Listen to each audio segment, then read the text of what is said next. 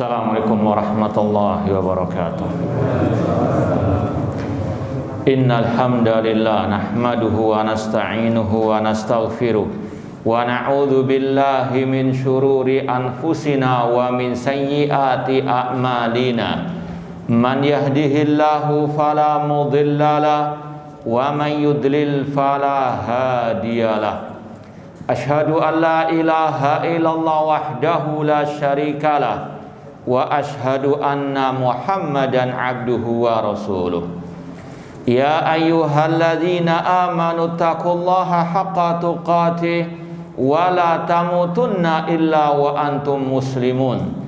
Ya ayyuhan nasu taqu rabbakumul ladzi khalaqakum min nafsin wahidah wa khalaqa minha zawjaha wa batha minhuma rijalan katsiran wa nisaa'a wattaqullaha alladzi tasaaluna bihi wal arham innallaha kana 'alaikum raqiba. Ya ayyuhalladzina amanu taqullaha wa qulu qawlan sadida yuslih lakum a'malakum wa yaghfir lakum dhunubakum wa man yuti'illaha wa rasulahu faqad faza fawzan 'azima. Amma ba'd, fa inna asdaqal hadithi kitabullah wa khairal hadi hadi Muhammadin sallallahu alaihi wasallam wa syarrul umuri muhdatsatuha wa kullu muhdatsatin bid'ah wa kullu bid'atin dhalalah wa kullu dhalalatin finnar. Ma'asal muslimin, ikhwani fillah wa akhwati, bapak-bapak, ibu-ibu, saudara-saudariku rahimani wa rahmakumullah. Alhamdulillah, segala puji bagi Allah Subhanahu wa taala yang mempertemukan kita kembali dalam kajian kitab Al-Ibana As-Sughra oleh Al-Imam Ibnu Battah Al-Ukbari rahimahullahu taala. Langsung saja kita lanjutkan halaman 99 poin ke-14 dalam bab tentang akidah salaf, akidah Ahlussunnah wal Jamaah, yaitu tentang asy-syafa'atu. Ini masih ada kaitan dengan pembahasan kemarin tentang masalah surga dan neraka. Sudah kita sampaikan akidah Ahlussunnah tentang surga neraka sudah ada sekarang, sudah diciptakan dan kekal selama-lamanya. Kemudian dibahas di sini tentang masalah syafaat berkaitan dengan masalah neraka secara khusus atau penghuni neraka. Penghuni neraka ada dua, yaitu yang kekal selama-lamanya tidak akan mungkin keluar, yaitu orang-orang kafir. Innalladzina kafaru min ahlil kitabi wal musyrikina fi nari jahannam khalidina fiha ulaika hum syarrul bariyah. Sesungguhnya orang-orang kafir dari ahli kitab dan orang-orang musyrikin, mereka kekal selama-lamanya di dalam api neraka jahanam tersebut. Naudzubillah min dalik, mereka lah sejelek-jelek makhluk dalam surat Al-Bayyinah. Ada pula penghuni neraka yang kedua, yaitu yang tidak kekal, yaitu dari para pelaku dosa besar dari orang-orang yang beriman. Mereka ketika dimasukkan ke dalam api neraka tidak akan kekal, mereka akan dikeluarkan oleh Allah, di antaranya lewat syafaat Rasulullah SAW dan yang lainnya. Ini pembahasan kita. Ikhwani fillah wa akhwati rahimani wa rahmakumullah. Kita baca ucapan Imam Ibnu Battah Al-Ukbari rahimahullah, asy-syafa'ah fa'amal muwahhidun fa'innahum yakhrujuna minha bisyafaati. Adapun orang-orang yang bertauhid, kalaupun mereka masuk neraka karena sebab dosa-dosa mereka, pasti mereka akan keluar darinya dengan syafaat. Ini kata Imam Ibnu Battah Al-Ukbari rahimahullah, adapun orang-orang yang bertauhid, kalau seandainya mereka masuk neraka karena sebab dosa, maka mereka pasti akan keluar darinya, di antaranya dengan syafaat. Nah, Rasul SAW bersabda, syafaati li ahlil kabairi min ummati. Rasul bersabda, syafaatku bagi para pelaku dosa besar dari umatku. Sekarang akan kita sampaikan per poin ataupun secara sedikit detail tentang masalah asy-syafa'ah. Yang pertama, secara bahasa ataupun secara istilah syar'i, syafaat itu artinya talabul khair lil ghair. Talabul khair lil ghair, meminta kebaikan untuk orang lain. Meminta kebaikan untuk orang lain. Talabul khairi lil ghair. Kebaikan di situ bisa mencakup untuk mendatangkan kemanfaatan, kemaslahatan, kebaikan, atau untuk mencegah kemadharatan, kerusakan. Itu istilah syar'i ataupun definisi syafaat menurut para ulama secara ringkas. Talabul khair lil ghair, minta kebaikan untuk orang lain. Bedanya dengan tawasul. Kalau tawasul itu meminta tolong untuk apa? Diri sendiri.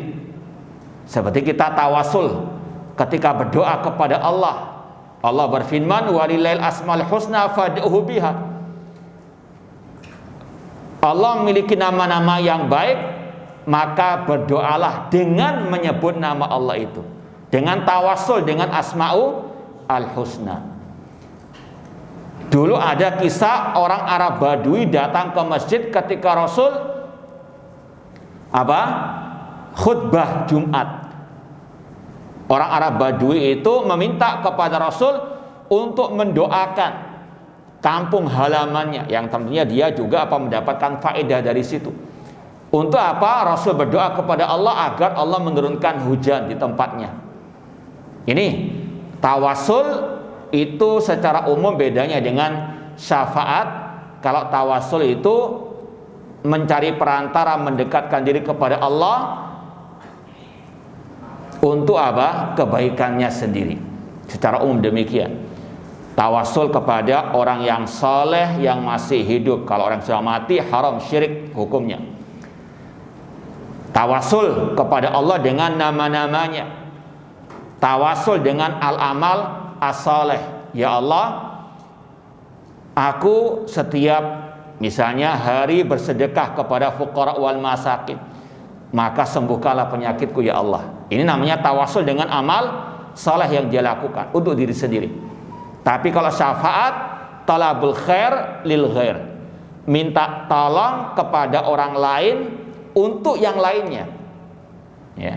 Seperti Nabi Muhammad SAW pada hari kiamat memohon kepada Allah untuk mengeluarkan pelaku dosa besar dari umat beliau. Itu namanya apa? Talabul khair, minta kebaikan untuk orang lain.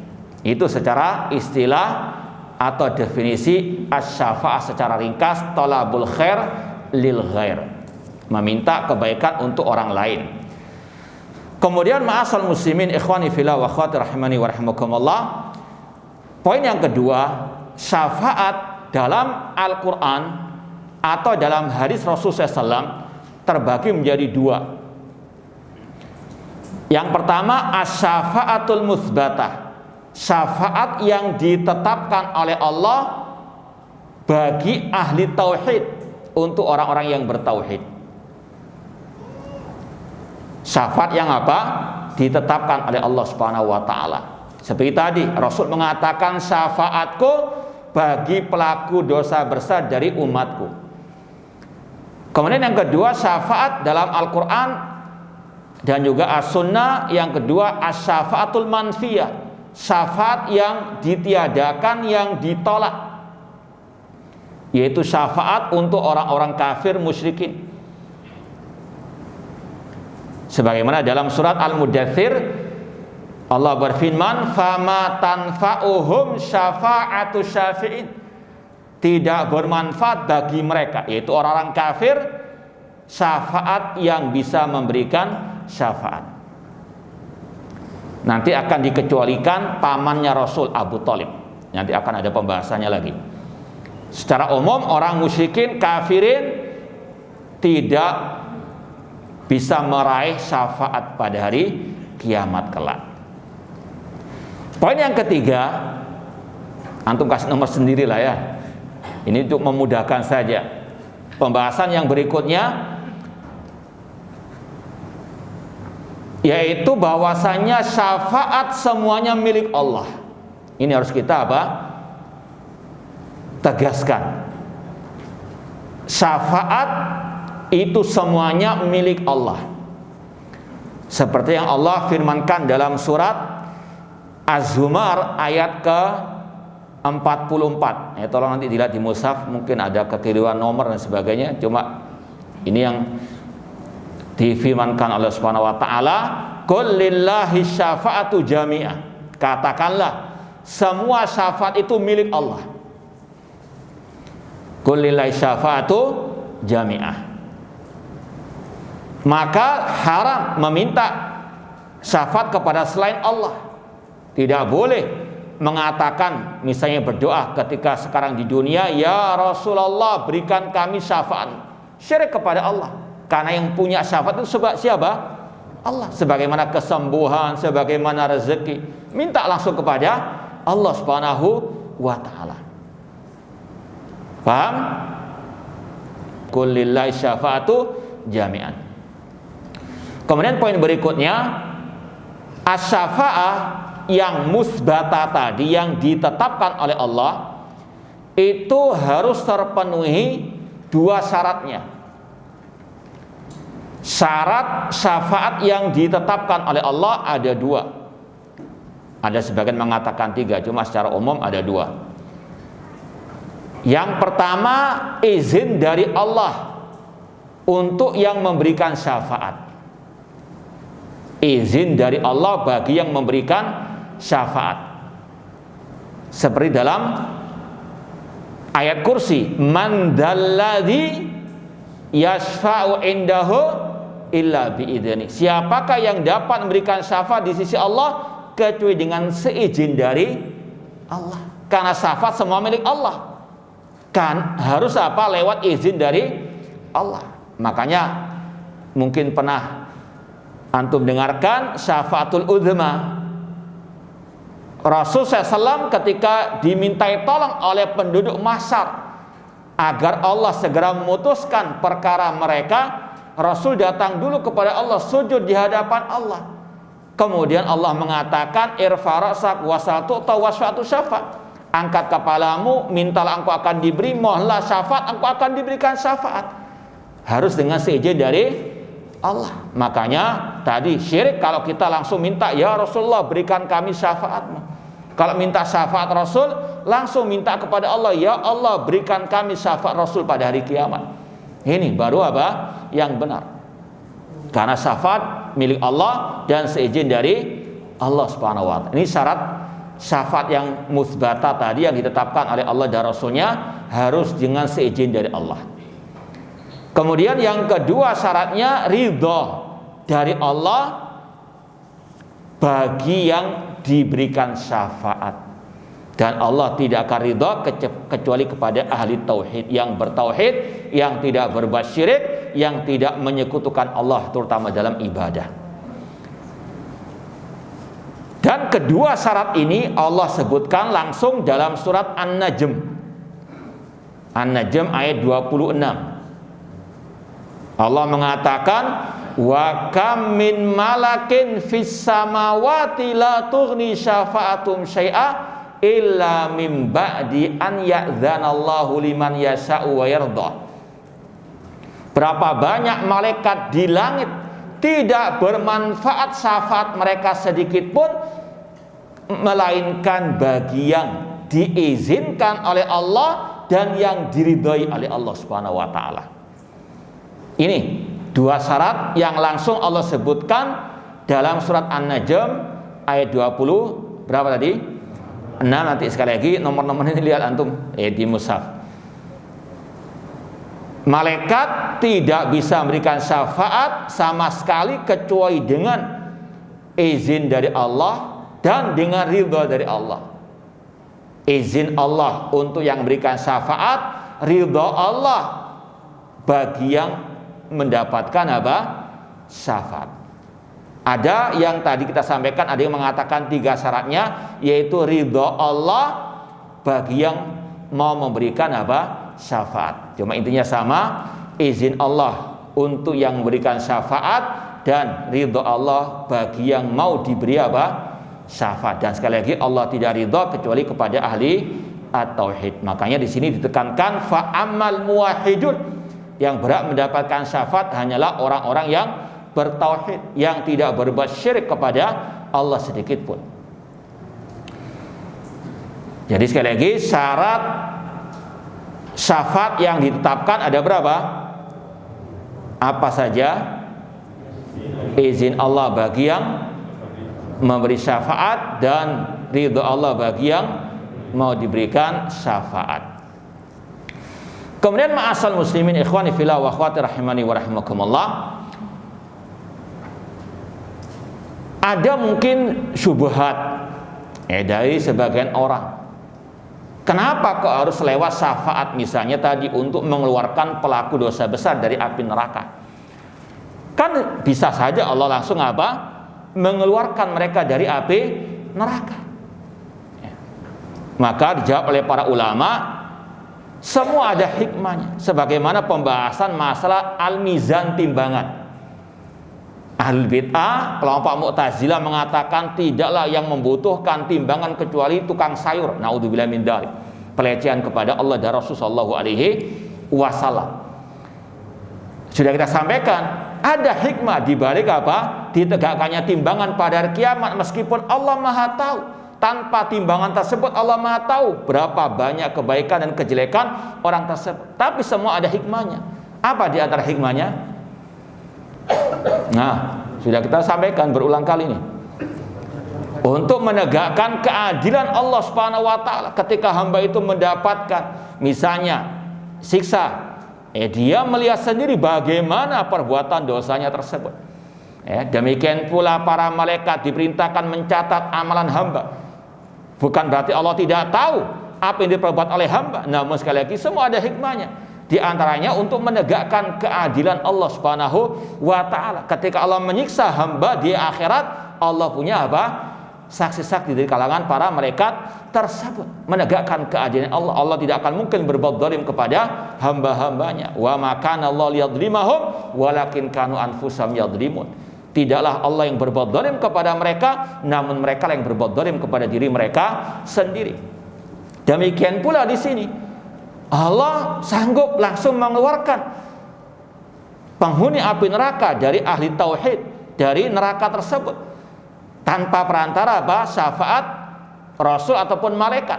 Namun di antara hikmahnya untuk kata para ulama menunjukkan keutamaan dan kedudukan orang yang memberi syafaat tersebut. Di antaranya Nabi kita Muhammad SAW tadi pada waktu asy-syafaatul udzma, Allah memutuskan perkara hamba setelah terjadinya syafaatul udzma tersebut. Secara asal Allah ala kulli syai'in qadir, Allah langsung bisa saja, tapi sekali lagi ada hikmahnya di balik itu semuanya, yaitu apa? Menunjukkan kedudukan Nabi kita Muhammad sallallahu alaihi wasallam. Makanya Rasul SAW bersabda dalam Sahih Bukhari, utitu khamsan lam yu'tahuna nabiyyun qabli. Aku diberi 5 keistimewaan yang tidak diberikan kepada nabi-nabi sebelumku. Di antaranya utitu syafa'ah, aku diberi syafaat, yaitu yang dimaksud syafaatul udzma. Ini menunjukkan kedudukan Nabi kita Muhammad sallallahu alaihi wasallam. Paham? Nah, kemudian ma'asal muslimin ikhwani fillah wa akhwati rahimani wa rahimakumullah, poin yang berikutnya macam-macam syafaat.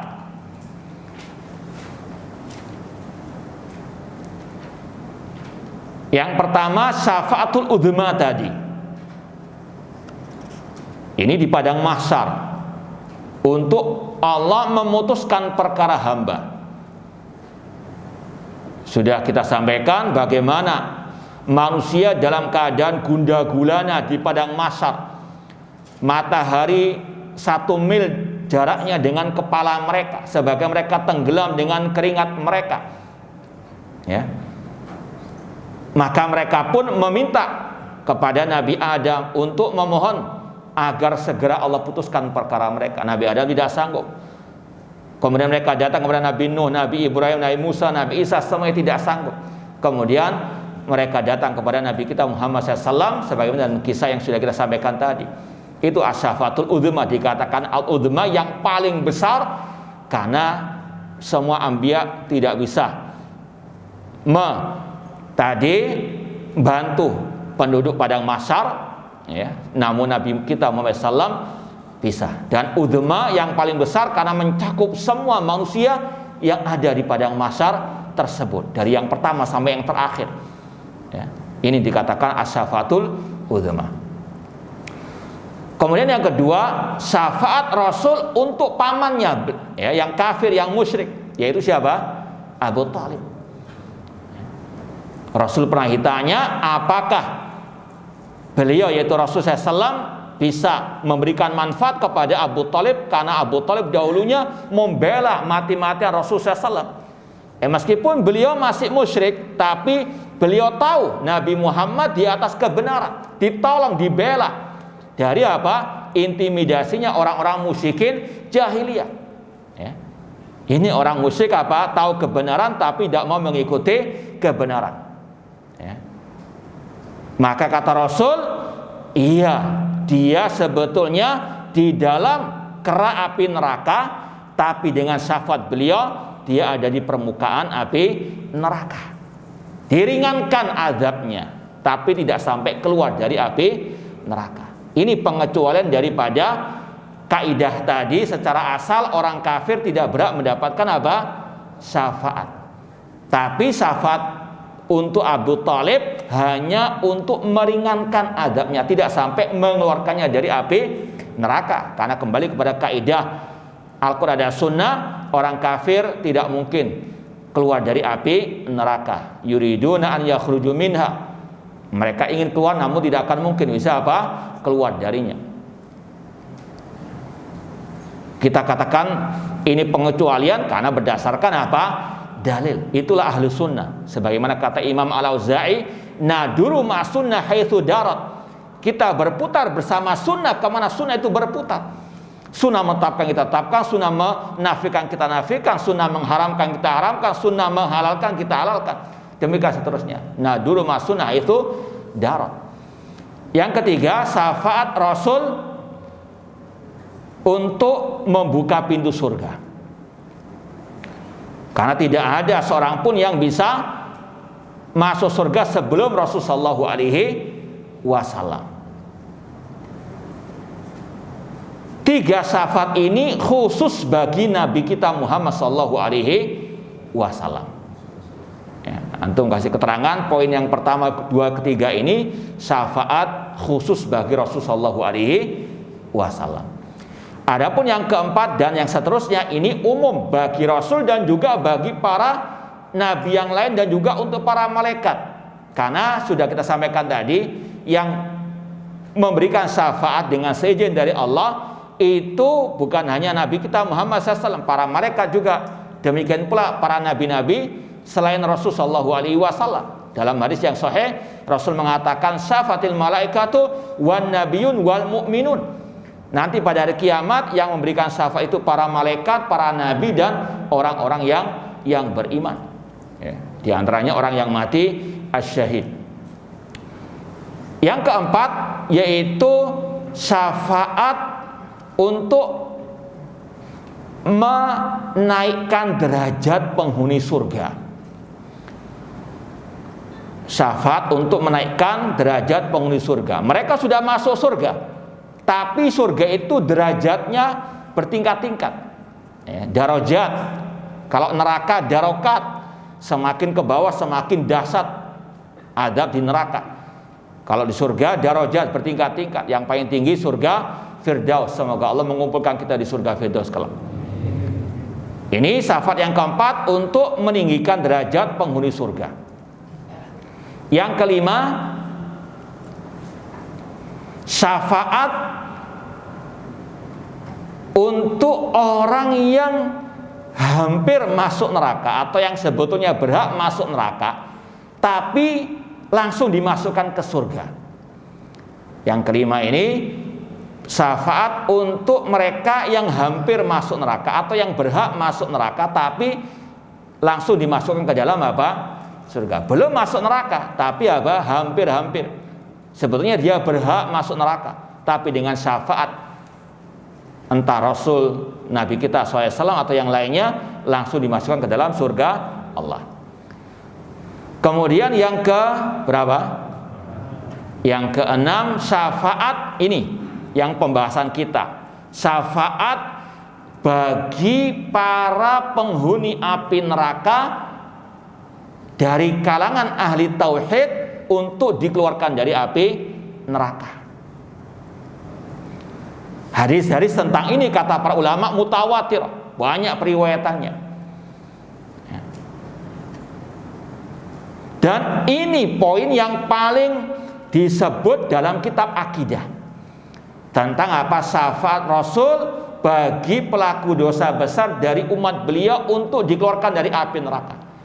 Kalau disebut masa syafaat dalam kitab-kitab akidah itu identik dengan pembahasan ini, dikeluarkannya para pelaku dosa besar dari umat Nabi Muhammad SAW dari api neraka dengan syafaat beliau. Kenapa kok disebut pembahasan ini? Karena ada nanti sebenarnya pembahasan ini kalau kita sampaikan langsung sekarang. Karena ada dua kelompok sesat yang mengingkari syafaat ini dan juga syafaat yang sebelumnya, poin ke-6 tadi, yaitu kelompok Khawarij dan Mu'tazilah. Khawarij dan Mu'tazilah mereka mengingkari adanya syafaat ini. Karena apa? Mereka sudah punya keyakinan sebelumnya pelaku dosa besar pasti kekal dalam api neraka. Dan inilah ciri khas ahli bid'ah, kelompok sesat. Mereka berkeyakinan dulu baru cari dalil. Kalau ada dalil yang sesuai ya atau kelihatannya sesuai lah, mereka apa? Ambil. Kalau nggak sesuai mereka apa? Tolak atau mereka takwilkan. Di antaranya hadis ini mereka tolak meskipun mutawatir sebetulnya. Ya. Makanya para ulama menulis pembahasan syafaat ini dalam kitab-kitab akidah untuk membantah kelompok Khawarij dan Mu'tazilah yang mengingkari syafaat ini. Mereka juga berdalil. Di antaranya tadi surat Al-Mudaththir, "Fama tanfa'uhum syafa'atu syafi'in." Tidak bermanfaat bagi mereka syafaat orang yang memberikan syafaat. Paham syubhat mereka? Mereka pakai ayat pelaku dosa besar tidak berhak keluar dari api neraka, tidak berhak mendapatkan syafaat. Dalilnya surat Al-Mudaththir, "Fama tanfa'um syafa'atu syafi'in." Paham syubhatnya? Permasalahannya paham. Sekarang jawabannya apa? Tadi sudah ada jawabannya. Hah? Ingat enggak? Masa tidur semua tadi? Hah? Kita jelaskan tadi ayat itu untuk siapa? Hah? Orang-orang kafir. Tapi mereka apa? Gunakan untuk pelaku dosa besar dari umat Nabi Muhammad yang masih muslimin. Artinya apa? Mereka gagal paham, salah tafsir. Paham? Nah itulah secara umum ahli bidah gagal paham dalam memahami Al-Quran dan Sunnah Rasulullah SAW. Ayat itu kata ulama tafsir untuk apa? Orang kafir. Orang kafir nggak berhak mendapatkan syafaat. Tapi Rasul memberikan syafaat kepada siapa? Umat beliau dari kaum muslimin yang jatuh ke dalam dosa-dosa besar khususnya. Paham? Jadi sekali lagi, kelompok Khawarij Mu'tazilah mengingkari adanya syafaat Nabi Muhammad di hari kiamat bagi para pelaku dosa besar. Karena apa? Bertentangan dengan keyakinan mereka. Dan ini sekali lagi ciri khas ahli bid'ah, kelompok sesat. Mereka berkeyakinan dulu, mereka beramal dulu, berkata dulu, baru apa? Cari dalil. Kalau ahlu sunnah tidak, al ilmu qoblal qoli wal amal. Berilmu baru beramal, mau berapa? Berucap, berdakwah, berkeyakinan. Ini bedanya ahlu sunnah dengan al bid'ah. Ya.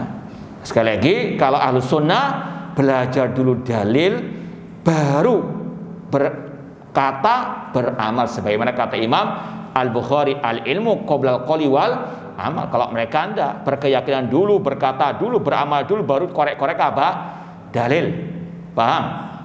Nah, dan sebetulnya tidak ada dalilnya bagi kebid'ahan mereka tersebut. Kemudian yang keberapa? Yang ketujuh, syafaat Rasul dan juga yang lainnya bagi orang-orang yang kebaikan dan kejelekannya itu 50-50, separuh-separuh, sama-sama. Ya. Ini masuk neraka atau masuk surga? Ya, kebaikannya 50%, kejelekannya juga 50%. Nah, maka dengan syafaat tersebut mereka dimasukkan ke dalam surga. Paham? Ya. Kemudian yang ke-8 yang terakhir, yaitu syafaat Rasul bagi umat beliau untuk masuk surga tanpa hisab, tanpa azab. Syafaat Rasul bagi umat beliau untuk masuk surga tanpa hisab, tanpa apa? Azab.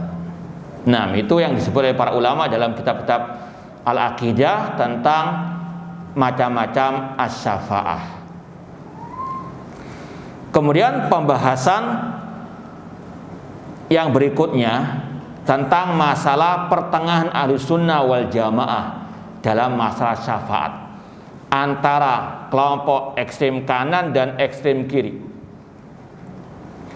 Ekstrem kanan ini yang berlebih-lebihan, sampai mereka menetapkan syafaat untuk selain orang-orang yang bertauhid, dan bahkan mereka jatuh ke dalam penyembahan kepada selain Allah dengan dalih syafaat.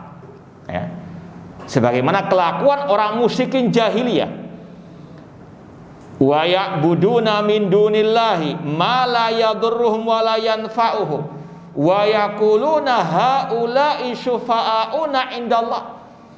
Orang-orang kafir musyrikin, mereka beribadah kepada selain Allah, kepada berhala-berhala mereka, kepada wali-wali yang telah mati, yang tidak bisa mendatangkan madarat ataupun yang mendatangkan manfaat bagi mereka. Tapi mereka mengatakan dalihnya, mereka itu pemberi syafaat kami di sisi Allah Subhanahu wa ta'ala. Sama dengan dalih mereka orang musyrikin ketika tawassul. Kami tidak menyembah orang-orang yang telah mati itu, mana'buduhum. Namun mereka hanya perantara untuk mendekatkan kami kepada Allah dengan sedekat-dekatnya. Walladzina takhadhu min duni auliya mana'buduhum illa liqarribuna ilallahi zulfa. Ini dalihnya orang musyrikin jahiliyah. Kami enggak minta-minta kepada wali yang telah mati itu. Cuma mereka ini perantara untuk mendekatkan kami kepada Allah dengan sedekat-dekatnya. Mereka pemberi syafaat kami di hari kiamat. Ini kelompok yang berlebih-lebihan dalam menetapkan syafaat sampai apa? Tadi menetapkan bukan pada tempatnya. Ya. Bahkan lebih dari itu, mereka minta-minta langsung syafaat kepada wali yang telah mati tersebut ketika di dunia. Syirik kepada Allah Subhanahu wa ta'ala. Lawannya ekstrem kiri yang mengingkari adanya apa? Syafaat. Ahlussunnah pertengahan. Dan ini ciri khas Ahlussunnah dalam segala hal, terutama dalam masalah akidah. Pertengahan sesuai dengan dalil tentunya, karena Ahlussunnah ala siratil mustaqim. Ya. Yaitu Ahlussunnah mengatakan syafaat itu ada pada hari kiamat, cuma milik Allah dan diberikan kepada yang berhak mendapatkannya dengan seizin dari Allah dan dengan ridho dari Allah Subhanahu wa taala. Paham? Nah, itu pertengahan Ahlussunnah wal Jamaah dalam masalah asy-syafaat. Kemudian pembahasan berikutnya, dan ini yang terakhir dalam masalah syafaat, kiat-kiat meraih syafaat Nabi kita Muhammad sallallahu alaihi wasallam. Kiat yang pertama, istiqomah di atas tauhid.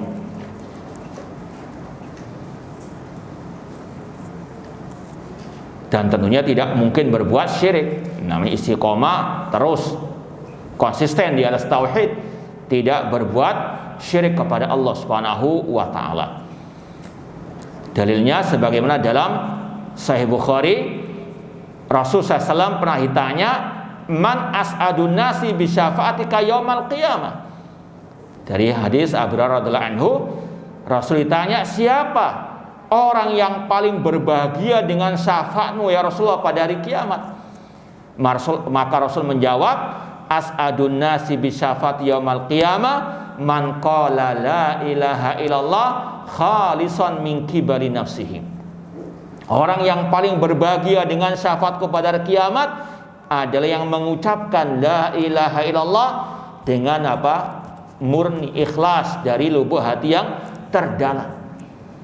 Dari hadis itu kata para ulama, yang berhak mendapatkan syafaat yang betul-betul murni tauhidnya, tidak tercampuri oleh kesyirikan. Bukan sekedar mengucapkan la ilaha illallah, namun betul-betul mempraktekannya dalam kehidupan sehari-hari dengan menyerahkan semua ibadahnya kepada Allah, dan sekaligus tauhidnya murni dari kemunafikan, min kibali nafsihi. Bukan sekedar mengucapkan dengan apa? Lisan, namun dikufuri, diingkari dengan hati. Naudzubillahi min dzalik. Orang yang berhak mendapatkan syafaat Rasul yang betul-betul murni tauhidnya, tidak tercampuri oleh kesyirikan ataupun kemunafikan. Kiat yang kedua menggapai syafaat Rasul yaitu melaksanakan sunnah-sunnah Rasul. Di antaranya membaca zikir setelah al-adzan sesuai dengan tuntunan Rasul sallallahu alaihi wasallam. Dalam hadis yang sahih, Rasul SAW bersabda, man qala hina yasma'un nida Allahumma rabba hadhihi da'wati tama wa salatil qa'ima ati Muhammadanil wasilata wal fadilah wa bathu maqama mahmulan wa atta halat lahu syafaati yaumal qiyamah. Kata Rasul, barang siapa setelah azan mengucapkan doa tadi, maka halal atau berlaku baginya syafaatku. Ini sekali lagi salah satu kiat menggapai syafaat Rasul, membaca doa setelah azan yang telah diajarkan Rasul sallallahu alaihi wasallam. Kiat yang berikutnya kata para ulama, memperbanyak salawat kepada Rasul SAW. Tentunya salawat yang diajarkan oleh Rasul, bukan salawat yang bid'ah plus syirik. Naudzubillahi min dzalik. Syafaat Rasul akan diperoleh bagi yang memperbanyak salawat kepada Rasul dengan salawat yang syar'iyah, bukan salawat yang bid'ah yang dikarang-karang oleh orang-orang yang tidak bertanggung jawab atau yang sesat dan menyesatkan. Apalagi di situ ada banyak unsur syiriknya. Rasul SAW bersabda, aulan nasi biyaumal qiyamah aktsaruhum aliyas salatan.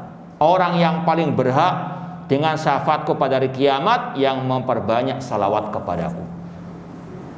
Ini sekali lagi dengan catatan salawat yang jauh dari bid'ah dan syirik. Poin berikutnya, memperbanyak salat-salat sunnah. Memperbanyak salat-salat sunnah. Rasul pernah bersabda ketika dimintai oleh seseorang apa kiat bisa menggapai syafaat Rasul dari kiamat, Rasul mengatakan, fa'inni bikathratis sujud. Bantulah aku dengan engkau memperbanyak sujud. Yang dimaksud kata ulama yaitu sholawat atau sholat sunnah. Kalau sholat wajib boleh nggak diperbanyak? Baik. Jadi ada berapa itu kiatnya? Ya, mungkin kita tutup dengan yang kelima, yaitu bersabar dalam menghadapi wabah di kota Madinah. Ini terkhusus bagi yang tinggal di kota Madinah. Dan ini sekaligus merupakan keutamaan kota Al-Madinah. Rasul SAW mengatakan,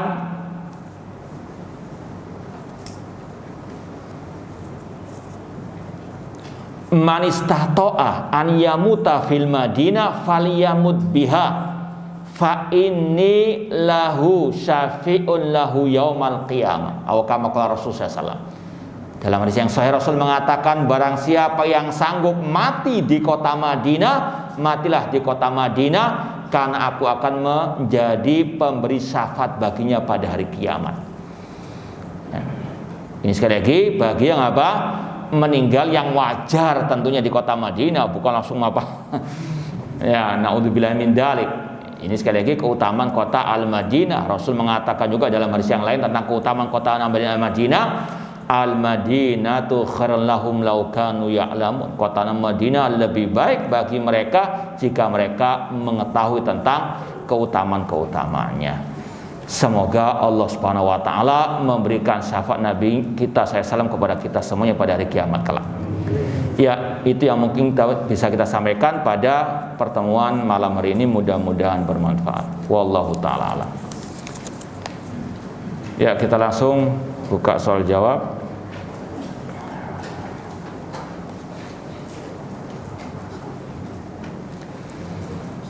Apakah betul dikatakan Khawarij adalah mereka yang mengkafirkan pelaku dosa besar, sedangkan apabila mengkafirkan orang-orang liberal yang sering mengucapkan perkataan kufur adalah bukan ciri Khawarij? Yang pertama, salah satu ciri khas Ahlussunnah wal Jamaah, mereka sangat hati-hati dalam masalah kafir mengkafirkan person khususnya. Ya, insyaallah kita lanjutkan ba'dal adzan. Nah, wallahu a'lam. Ya, kita lanjutkan lagi menjawab pertanyaan pertama tadi, bahwasanya Ahlussunnah wal Jamaah adalah orang yang paling jauh dari kafir mengkafirkan serampangan atau secara sembarangan, dan mereka Ahlussunnah wal Jamaah memiliki kaidah-kaidah khusus dalam masalah at-takfir, ya. Dan ini sekali lagi seperti yang kita sampaikan tadi, al ilmu qoblal qoli wal amal. Ilmu sebelum kita berucap, sebelum kita apa? Beramal. Ya. Kata para ulama, sebagaimana Imam Al-Qurtubi berkata, babut takfir babun khatir.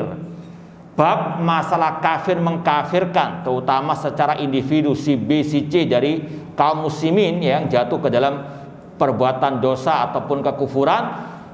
Bab kafir mengkafirkan ini bab yang sangat berbahaya. Aqdama ali kafirun minan nas fasaqatu. Banyak orang yang lancang mengkafirkan tanpa hak, mereka pun jatuh ke dalam kesesatan, ke dalam dosa. Wa tawaqqafal fuhul fasalimu. Sedangkan para ulama itu sangat berhati-hati, maka mereka pun selamat. Sebagaimana Imam Syekhul Islam Muhammad bin Abdul Wahhab rahimahullah ta'ala, ya, Syekhul Islam Ibnu Taimiyah rahimahullah ketika berdebat dengan kelompok Jahmiyah, tokohnya kelompok Jahmiyah yang sepakat secara umum para ulama mengkafirkan kelompok Jahmiyah, tapi person-personnya stop dulu, ya. Dan inilah kaidah para ulama, laisa kullu man waqa'a fil kufri waqa'al kufru alaih. Tidak semua orang yang jatuh ke dalam kekafiran langsung divonis apa? Kafir. Ya, ada syurutnya. Demikian pula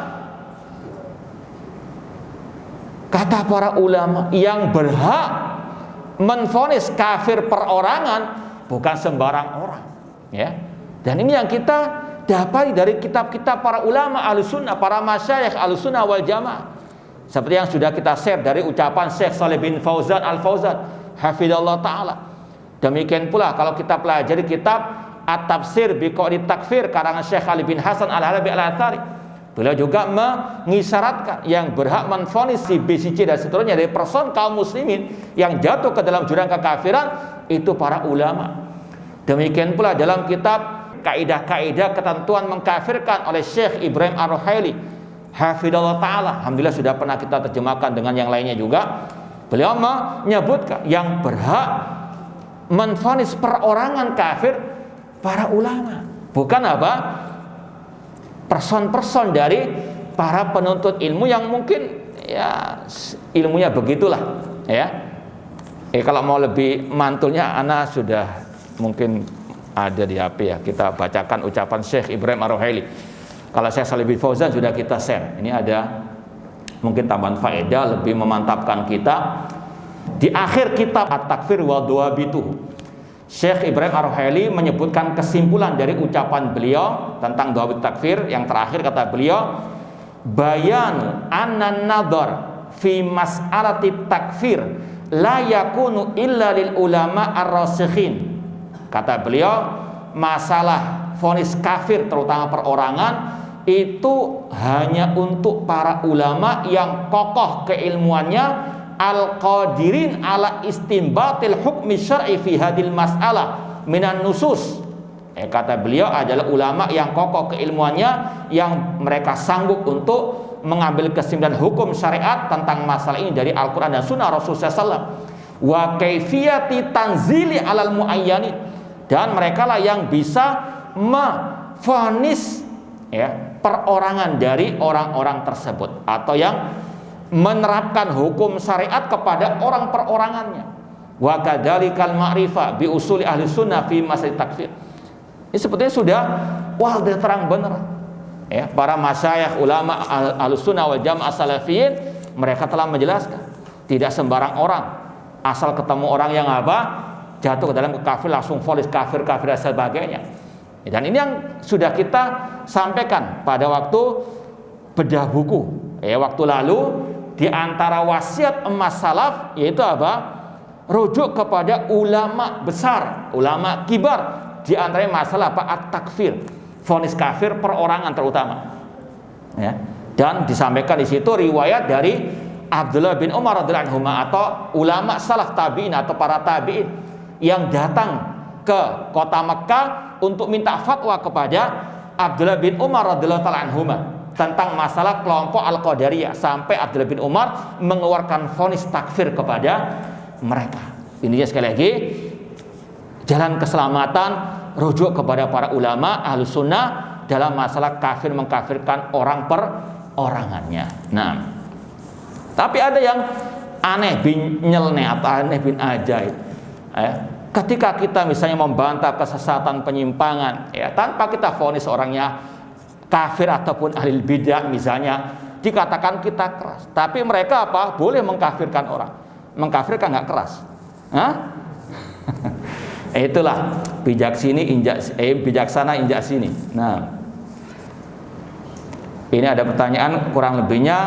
Dulu pernah berbuat dosa besar namun sudah bertobat, apakah bisa masuk surga tanpa hisab, tanpa adab? Secara kaidah Rasul atau para ulama mengatakan man taballahu alaih, barang siapa yang bertobat Allah terima tobatnya. Jadi sekali lagi, man taballahu alaih. Yang ketiga tadi